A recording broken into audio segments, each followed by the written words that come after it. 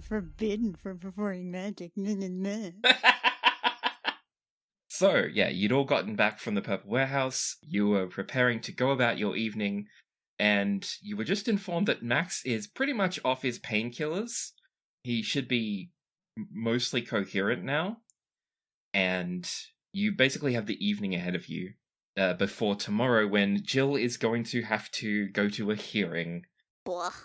I mean, I guess I don't have to, lie about being the wife of the crown prince, I guess. That's a plus. You don't. Yeah. There's no lying involved now. Yeah, it's the God's honest truth. They did sign off on that, yeah. Okay, so we've got the evening? You've got the evening, yes. Well, Jill is still pretty sure that this hearing is going to be fine, probably, or at the very least, she's not totally sure it's going to be fine because anxiety. So she's probably just going to do the thing where you can't really prep for the thing that you're anxious about, so you prep something else instead, and she's just going to obsessively go over her figures for how many people she can heal with what allocation of which spells to prep for the morning. Yeah, you worked out it's about 85 people, right? Something like that. It's in the 80s. It also, I think it might creep into the 90s depending on how Jill allocates upcasting to one of her 6th level slots, or her 6th level slot. Cool. Actually, I do think she is probably going to at some point send Max. Oh yeah? Yeah. And that's basically just going to be heard you're coherent. How's the leg? Strain yourself. Answer in 20 words minimum, or else. There is a moment of silence, presumably as Max is counting, and you get back, heard you fix my leg. Thank you so much for that. There's a little pause, as clearly he's thinking about more stuff. Did I say anything I shouldn't have said while I was under? Thanks again. He always has to be civil when I'm sarcastic. Ugh, ugh, ugh, ugh. You know what? I don't think I have to blow another 3rd level slot on a follow-up. Why do people always ask follow-up questions? Jill will relate this to the group and be like, actually, he did say some wild shit this morning. Like what? Okay, first off, he was having trouble with porridge. Half of it was going on his shirt. Nice. And then, get this. He was saying that he got his injuries from, fighting off, thugs or bandits or something after the ship crash, which, okay, buddy. Sure, if you say so. He did get a bunch of injuries then, to be fair. Wait, he did? He probably was fighting off some of those bandits, actually. Wait, he was?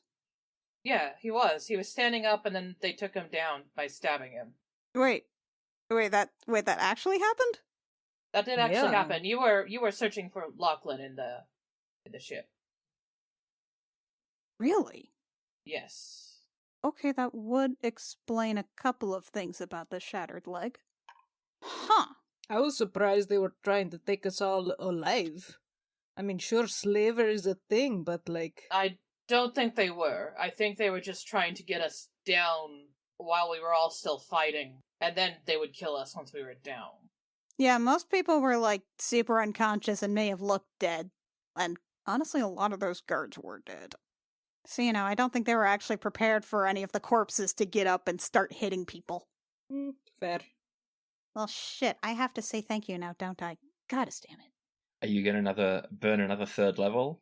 Or are you going to go and see him in person? That seems like you know what? That seems like a tomorrow thing. I'm just going to bury my head in figures for a while. Well, in that case, Arturos, how do you spend your evening? I mean, they're back at the hospital, so there's not much to do. He probably finds a ball and, just starts playing catch with somebody. I imagine, I like the idea that there's maybe a small library with a few light fiction books, and I wonder what would happen if he discovered it or had it pointed out to him. Would he act with revulsion, or would he lean into his new improved ability to read? And then the dragon went on a new quest. And Win, how do you spend your evening? Well, she's been running around and walking everywhere. I think she's going to talk to the guards and kind of get an idea of what the, because there are still guards assigned to them. She's going to talk to the guards and kind of see what they should expect from the, my brain just forgot what the word is. The trial tomorrow. The hearing. The hearing? Hearing. Yes, thank you. My brain was like, Yeah. what is the word? Deposition! I was like, that's not Not quite. deposition. The Inquisition. A little reminder, you have the two guards. You have Macrinia Cortuna, and he's about 6'4", has a heavily embroidered sash. You've seen him to be mostly stoic and tactless. He's the royal guard who drove you guys to the vault the first time. Mhm. And then you have Herenia Luperca.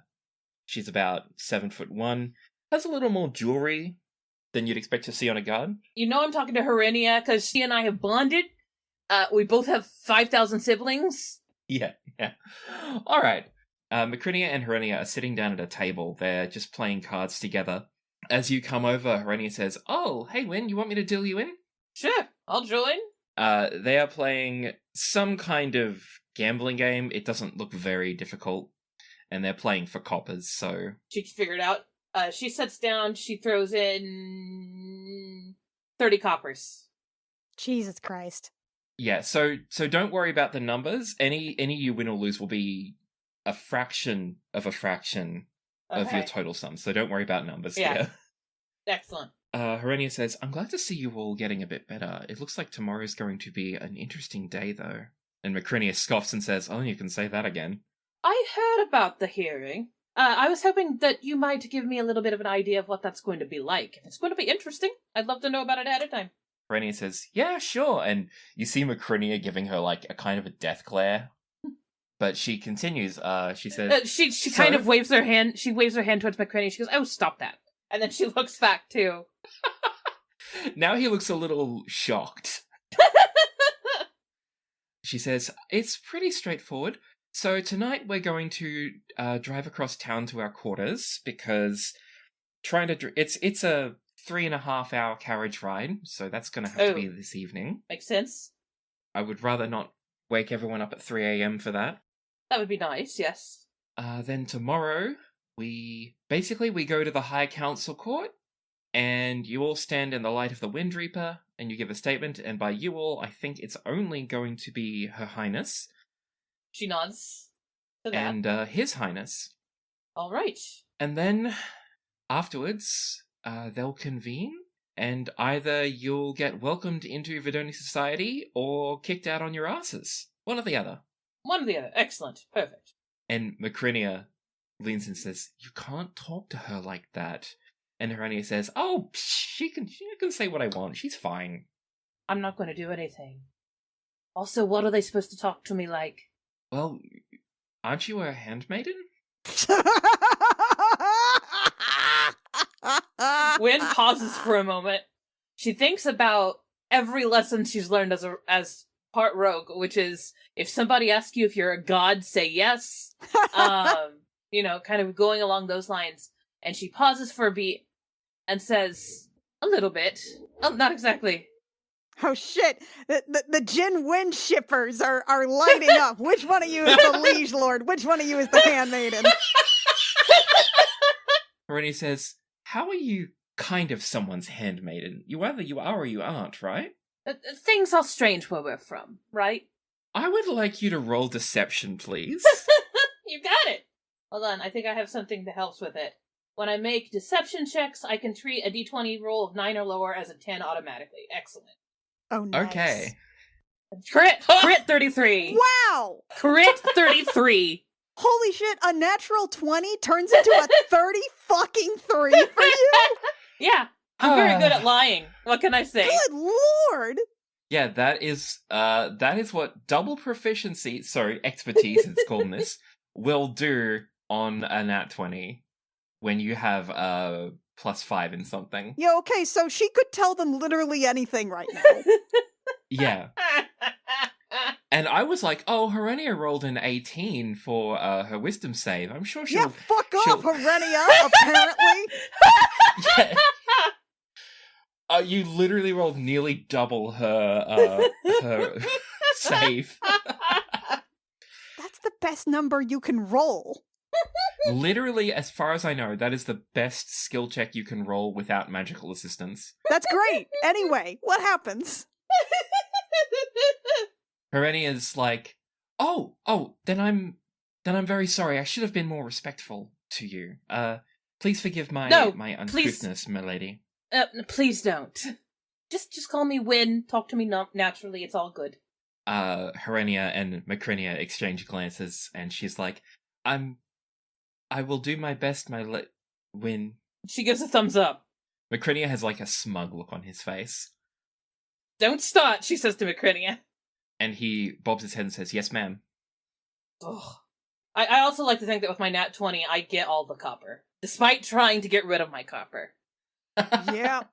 Yeah, you get like 2 copper pieces each from them, so if you feel like adding a total of 4 copper to your sheet, that's fine.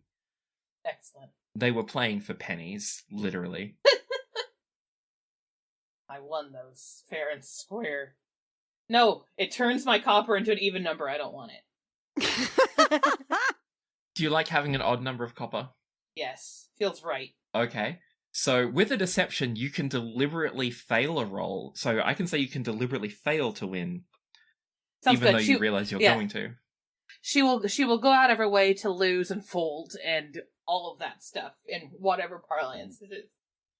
Okay, knock 2 copper off your sheet then, I guess. Beautiful. So that's how you 3 spend your evening. As the time goes on, a servant comes in and brings you some dinner, and it's again pretty simple but decent tasting stew. Jill, they do bring you some with fish in it instead of meat. Okay. And the servant says a few things to the royal guards, and they stand up and say, all right, after you finish eating, they stand up and say, all right, everybody, so tonight we are driving across town. We should get there by, well, in plenty of time to be asleep. Who's coming? Jilliana, her bodyguard, her handmaiden, and her husband. Wynn kind of nods firmly to Jill. Jill gives her a look, like, mouths the word handmaiden. And then she nods her head again. Okay, well... When did I get promoted to handmaiden? You're the bodyguard, aren't you? Oh, wait, what? I don't really need a buddy. Okay. That's what he is, isn't he? That's what he is. Yeah, for sure, that's what I am. Okay. Well, what about... And she gestures to the rest of the Kestrel crew. Or, I guess, the rest of the crew. Sans Kestrel. Oh. They'll be here when we get back. Oh, it's okay. We only need Her Highness. Everyone else will be able to stay here a little longer. We'll get lodging sorted out for them. Okay. Sure. Well, she's going to turn around and sort of, like, roll her shoulders a bit, like, all right, anybody need some healing top-offs or anything? A small choruses of no thanks or we're alright goes up from the crew. Bondar has gotten up, and she's come over to watch the proceedings. And she a little awkwardly comes over to you, Jill, and she looks like she doesn't know what she's doing. And she kind of just stands there, arms by her sides, and says, Jilliana, I wish you luck. And can I get you to make an insight check, please? Sure. This is weird. It feels like she might hug me. That's weird for her. That's a 22. Well, in fact, Juliana, you think Bonda... She looks like she feels she's supposed to hug you at this point, but doesn't know how to go about it, and if she even should. She looks incredibly awkward. Captain? Do you want a hug? Bonda's eyes flick to you and she says, No, that's quite alright. I don't need a hug. I just wanted to wish you luck. I didn't say need. Because you've never really struck me as a hug person, and if you, that's fine if you wanna hug. She says, it's fine. And then she turns on her heel and walks back to the bed where she was sitting before. Or tries to, at Juliana least. will, over the captain's shoulder, exchange a look with Hurst, like, what was that? Bondar's eyes are firmly at the ground, Mm-hmm. so she doesn't see that Hurst signs back to you, tell you later. Oh, that's right. Yeah, no, obviously we would actually be able to just use sign to communicate. Yes, you would. Jill signs understood and still just, like, looks really weird, turns around. Okay. Cool. The servant and the guards who have been watching this rather odd exchange, the servant says, are we all ready to go, Your Highness? Ugh. Yeah, I guess so. All right, please bring your servants and meet us at the carriage house in 10 minutes. Thank you. Servants. And then she bows deeply and backs out of the room. Do these people not know what friends are? Well, we wouldn't be able to accompany you if we weren't your close servants, bodyguard, and handmaiden. So I might Are have. we going with Handmaiden? Yeah, that's what they called me, and I said, sure, that sounds great. That's exactly what I am. I don't know. I feel like maybe a lady in waiting or something feels more appropriate, but I'm married now, so you don't really get ladies in waiting after. I don't know. Something. There's a word for this. I'm your handmaiden, baby. I guess. To all the shippers, I'm so sorry. Jill's going to. Jill's like. I think she's going to look at them and be like, "Is it? Are we clear right now? Is this room clear?" Wynn looks around. Is the room clear? The guards are still waiting by the door. Oh. But when you say that, Herenia says, "Do you need us to step outside for a moment, Your Highness?" Yeah, just for a sec, if that's okay. Just, and she will gesture over towards Captain Bondar. They look like they don't know, but they step outside and close the door, and you hear a latch bolting into place. Great, cool. And she will immediately, go over to Lachlan. Hi.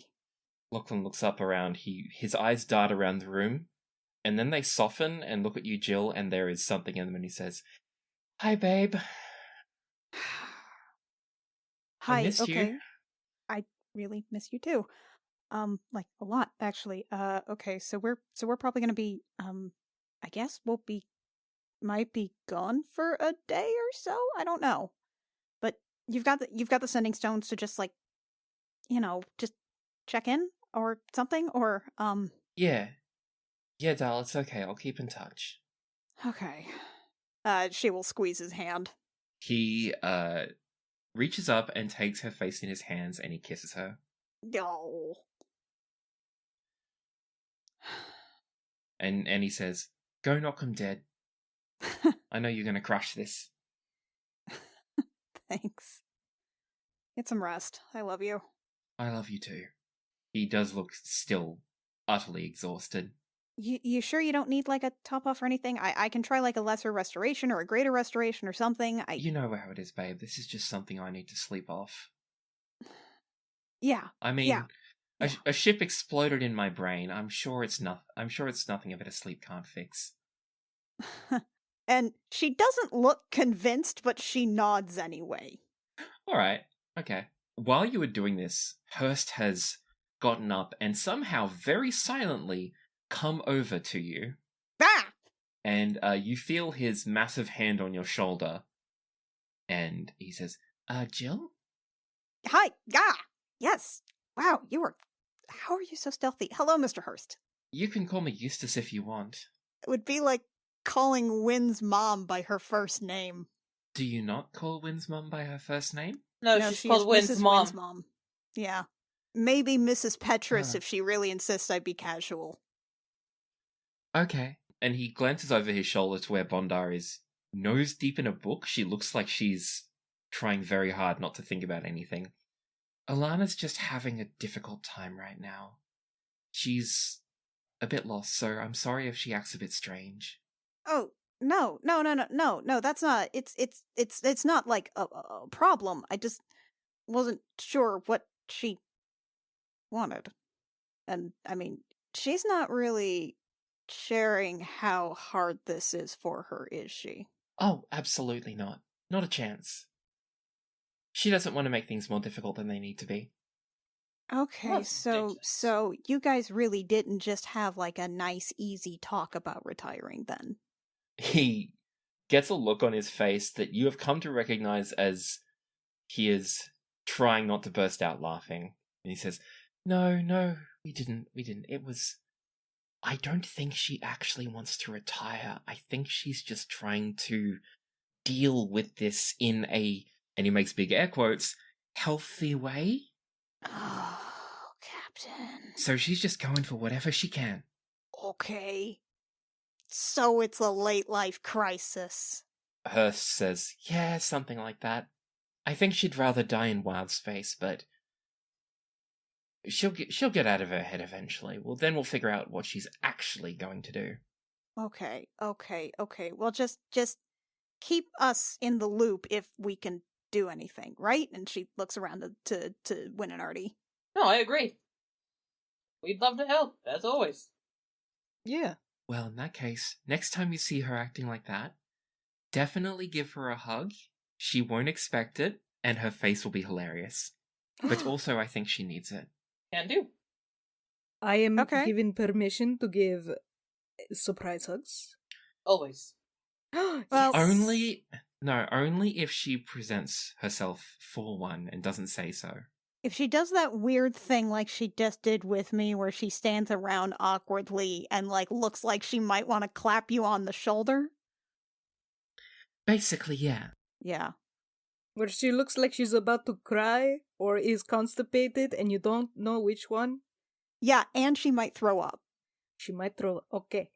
She's learning, and it's difficult to learn when you're that old for a human. Yeah. It's not always easy to learn when you're young either. Her smokes and says, oh, don't I know it? Well, thanks a lot. I think we really appreciate your insight into her. It's been kind of hard to get to know her. Yeah, it's okay. That's what first officer's for. Sure. And because I, unlike our illustrious captain, can talk, would any of you like a hug? Mr. Host, I always want a hug. Yes. You know, I could always use a big hug from you, Mr. Host. He leans down, spreads his arms wide, and scoops you all three up at once. This is perfect! This is the best. You are all lifted up off your feet and enveloped in surprisingly nice-smelling hippo arms. Oh man, he hugged us once on Tafos, and this is better.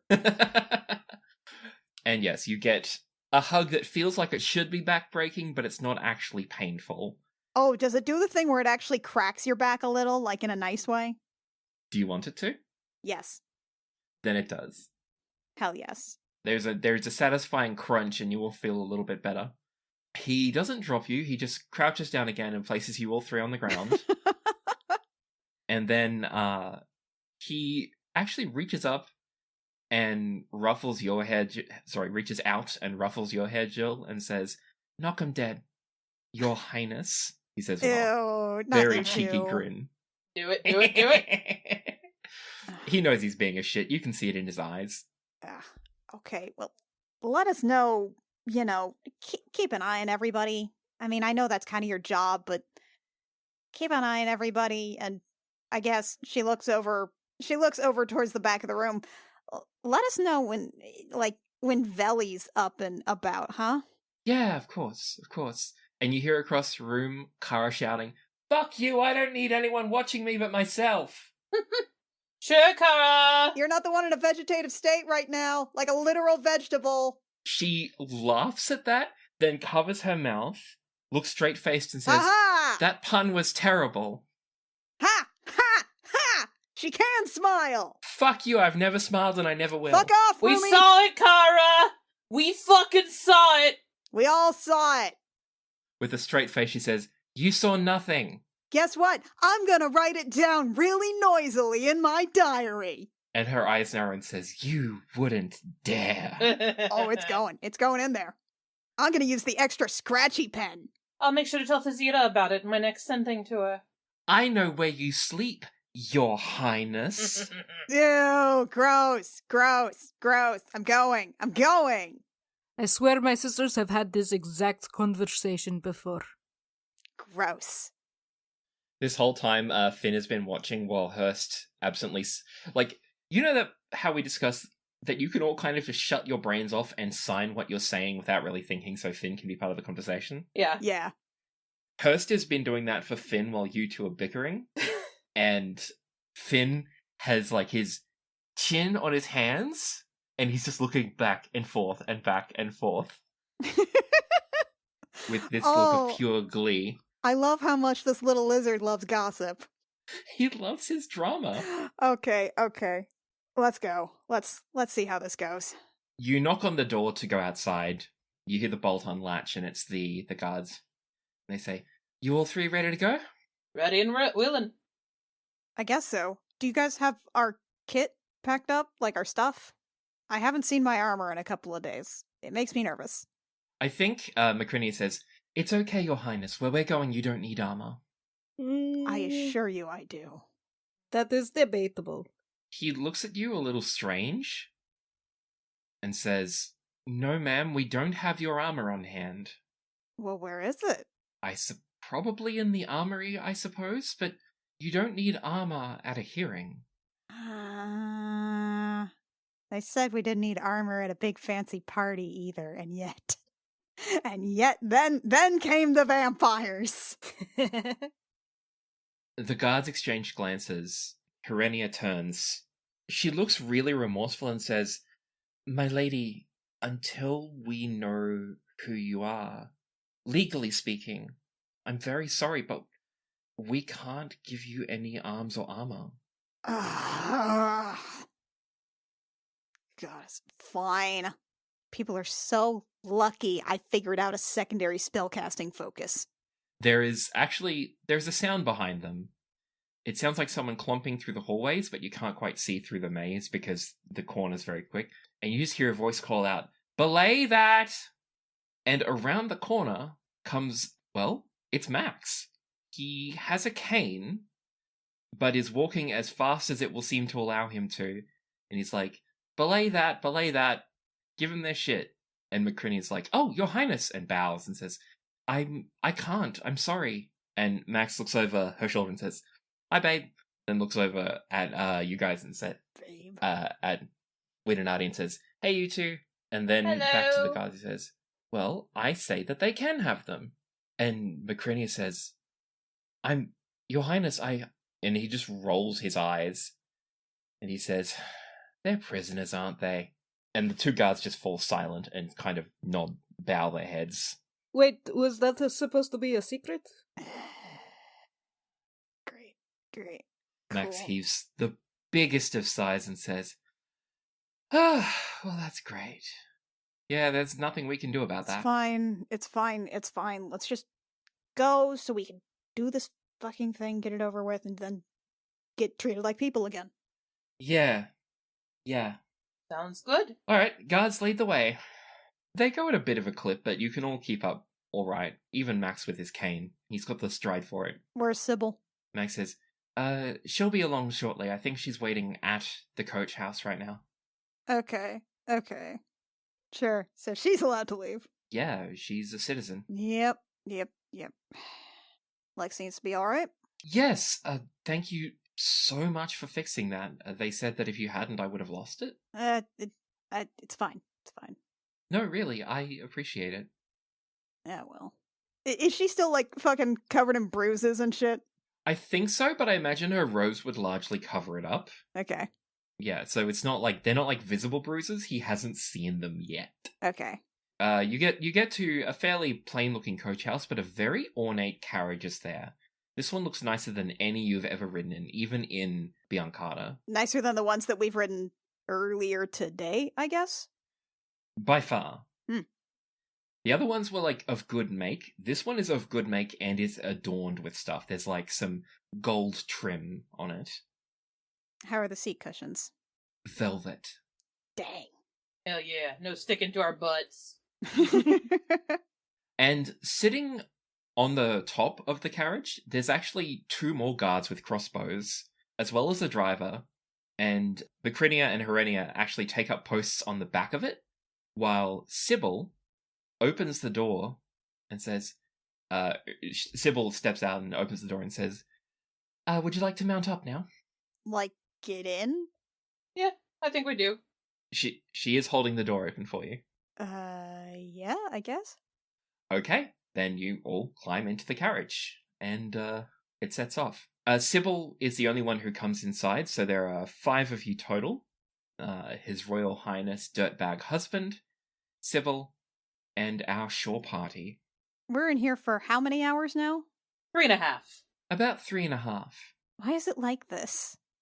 So, I imagine you would have been on that. Sorry, Jill, do you say that right away, or do you wait a little bit till you're on the main road? I mean, probably as soon as somebody, like, mentions offhand how long the trip is going to be. Okay. And Sybil says, like what, my lady? I mean, why is your city... Why is the city, like... Why is everything like this, like... I mean, surely you have, like, artificers that are working on, faster transit than just horses and carriages, right? She looks a little confused and says, I don't know, what could be much better than horses and carriages? I don't know, like, anything. You could probably develop some kind of, like, magic thing that adds a haste or something to the horses, or maybe the carriage itself. I mean, there's clockwork stuff that you see, like... Oh, remember the trains in Eberron? Yeah, Sharn had those trains. She looks a little concerned and looks at Max. I mean, this place is, like, as big as Sharn, I think. She says, some things are a little behind here, my lady. And I'd like all 3 of you to make an insight check, please. Inside check. Inside. Wow, another 22. Another crit. Oh! Yet another crit. Holy shit. 24. I got a 16. Okay, well, you all definitely, all 3 of you get the expanded version. As you drive through the streets, both this time and when you did it earlier, all around you, Vulkarus has an atmosphere of a place that has not managed to keep up with its own expansion. When you first arrived here, like, you felt like you might compare it to Sharn. Big cities, layers, all that. But Sharn at least had, like, infrastructure to support itself. Here, in Vulkarus, the cracks are showing. The city is huge, but there's not enough people to fill it. The travel times are really long, because you've got so far to go, and there's no method of reliable fast transport. And even all the spellcasters you've met, none of them have been higher than 6th level. It's always been 3rd level spells maximum. This place wants to look like it's glorious and highly advanced, but there is a facade there, and you are all starting to notice the seams. Huh. How'd you guys say that... How was the city made again?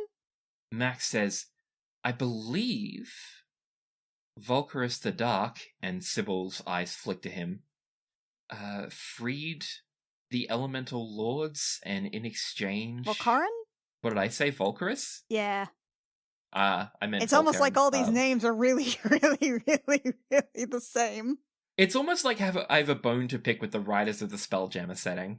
Right, yeah, so Max says, yeah, when Vulkaran the Dark built this place, I believe he had the elemental lords imprisoned. They're a group of gods, and he freed them in exchange for them building the city for him, and they raised it out of the earth. So it was just like this? They just raised it like this? They raised a city all at once? Basically, yes. So there wasn't really any urban planning, was there? And Max shrugged and says, I imagine not. Huh. That's dumb. Sybil's face goes from relaxed to very deliberately straight-faced. And Max chuckles and says, look, it's, I'm not going to defend it. I just mean, like, it seems like generally these kinds, like, I don't know.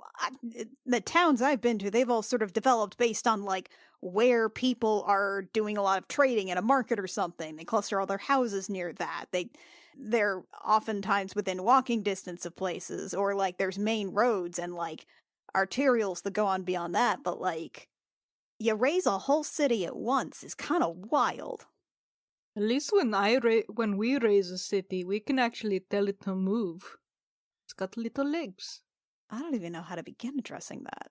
Sybil and Max glance at each other, and Sybil says, "My lady, we have indeed both been off-planet. We both have seen what other places are like. I suppose we're just used to this."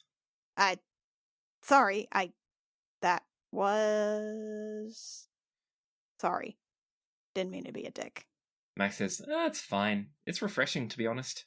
You've got so many people fawning over the legacy of this place, of Vulkarus in the Dark," and Sybil rolls her eyes this time, "that, people lose sight of what could be." "Have you seen a map of this place?" he says. I don't know. Have we? "I'm pretty sure Wynn's the seen guards one. showed you one." Yeah, the guard showed me one at least. Then Wynn has, I think. Wynn, you probably have it on your person if you want to Yeah, unfold it. Wynn pulls it out, opens it up, and lays it out in front of everybody. You see these grey zones on the map? The ones that are, like, that's sort of divided into thirds? Basically. This whole sort of web that's the entire city? Yeah, so for the listeners, the city's a web. The second to innermost ring is marked in grey, and then 3 of the kind of spokes outwards to the edge of the web are greyed out. And Max says, "These were the original habitation zones. This is where people originally lived. Before that, the rest of the city was completely empty." Wait, sorry. No, wait. It was just a big empty city? Well, yeah. The city raised was way too big for the amount of people who escaped from old Vidoni space. That dude was really obsessed with image, wasn't he? Sybil says, "That he was. He was apparently something of a..." Egomaniac? She lowers her voice and leans in and was going to say, "You actually say together in the same breath, egomaniac." Except she's whispering and you're not. Juliana's delighted. And she says, "Maybe don't say that too loud around the authority figures." All right, okay. Try not to insult the ancestral hero. Something like that. So I'm guessing you can't make a lot of babies, which is good for you, Jill. Excuse me? It won't happen all at once. Artie? Hmm? She looks at him, glances over at Sybil, and, like, out the windows to where she knows the other guards are. Sure. Yes. Babies. Sybil catches on and says, "Many strong children. Strapping young boys. Beautiful young girls." Have 6 or 7. 6 or 7 survive? I guess you can work with that. Okay, no, mammals don't tend to have clouds of eggs. Mammals tend to have 1 or 2 at a time, maybe. I see so many of you, though. Yeah, we're very good at breeding. There's a lot of us, and gestation is 9 months. Babies come out kind of half-finished. That's why they're so soft when they're young. I don't think I've actually seen a baby. I'm certain you have seen a baby at some point in your, 50, 80 years? A lady doesn't reveal her secrets. You've told me how old you are before. Have I? Yes, I just don't remember. He's 47. 47. I probably was very drunk. Not really. Okay, 47. Yeah, you've definitely seen a baby at some point. They're the really little ones. I thought those were grubs! I can't... Why did you think they were being carried around in little, People get weird with their pets. You should see some of my sisters with their jellyfish. Okay. Just complete dead silence now.